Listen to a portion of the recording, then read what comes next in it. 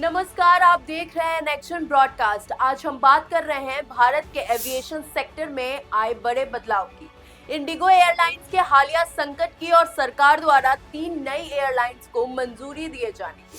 तो चलिए एक एक करके जानते हैं कि पूरा मुद्दा क्या है। तो सबसे पहले बात करते हैं इंडिगो संकट क्या था। जैसा कि आपको पता होगा, दिसंबर की शुरुआत में देश की सबसे बड़ी एयरलाइन इंडिगो अचानक बड़े संकट में फंस गई, जिसके कारण हजारों उड़ानें रद्द करनी पड़ी। करीबन 4500 से ज्यादा फ्लाइट इस वजह से प्रभावित हुई। यात्री लंबे समय तक फंसे रहे, लंबी कतारें लगी रही, अफरा तफरी मच गई। इसकी मुख्य वजह बताई गई थी कि नई फ्लाइट क्रू ड्यूटी टाइम नियम, जिसके मुताबिक पायलट और क्रू को काम करने के घंटे सीमित कर दिए गए थे। लेकिन इंडिगो इन नियमों के हिसाब से खुद को समय पर ढाल नहीं पाई और नतीजा ये हुआ कि शेड्यूल पूरी तरह बिगड़ गया। अब सबसे ज्यादा ध्यान देने वाली बात यह है कि घरेलू एविएशन मार्केट में इंडिगो की हिस्सेदारी 60 से 65% है। यानी अगर इंडिगो लड़खड़ाती है तो पूरा सिस्टम हिल जाता है। यही वजह है कि सरकार को भी भारी आलोचना झेलनी पड़ी। अब समझते हैं कि सरकार ने इस पर क्या फैसला लिया है। इंडिगो संकट के दौरान सरकार की एविएशन नीति पर काफी सवाल उठने लगे थे। आरोप लगे थे कि भारत का एविएशन सेक्टर मोनोपोली बन चुका है और एक ही कंपनी पर जरूरत से ज्यादा निर्भरता है। इसके बाद सरकार ने कई कदम उठाए, जैसे डीजीसीए ने नियमों में अस्थायी ढील दी। इंडिगो को फरवरी 2026 तक राहत दी गई है। हवाई किरायों पर सीमा तय की गई है। सभी लंबित को रिफंड देने का आदेश जारी किया गया। इंडिगो को सो कॉज नोटिस जारी किया गया। मौजूदा उड़ानों में 10% कटौती का निर्देश, और इसी दौरान सरकार ने साफ संकेत दिया कि अब एविएशन सेक्टर में नई कंपनियों को भी मौका दिया जाएगा ताकि भविष्य में ऐसा संकट दोबारा देखने को ना मिले। अब जानते हैं कि कितने एयरलाइंस को सरकार ने मंजूरी दी।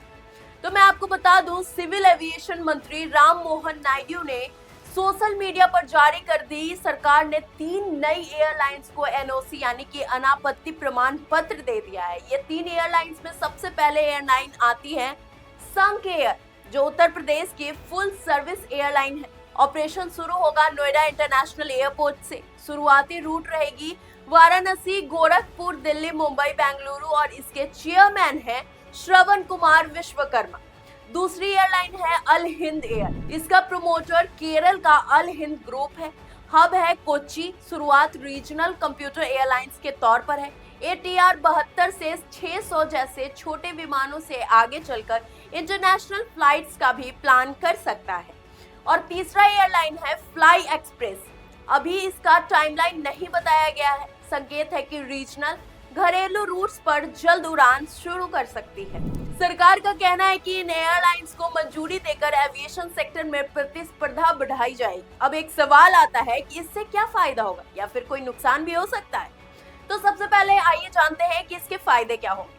यात्रियों को ज्यादा विकल्प मिलेगा, किरायों पर नियंत्रण रहेगा, रीजनल कनेक्टिविटी बेहतर होगी, छोटे शहरों से हवाई सफर आसान होगा, इंडिगो, एयर इंडिया जैसी बड़ी कंपनियों पर निर्भरता कम होगी। अब इसके संभावित नुकसान और चुनौतियों को देखें तो नई एयरलाइंस के लिए ऊंचा टैक्स, महंगे एयरपोर्ट चार्ज, ईंधन की लागत बड़ी चुनौती है।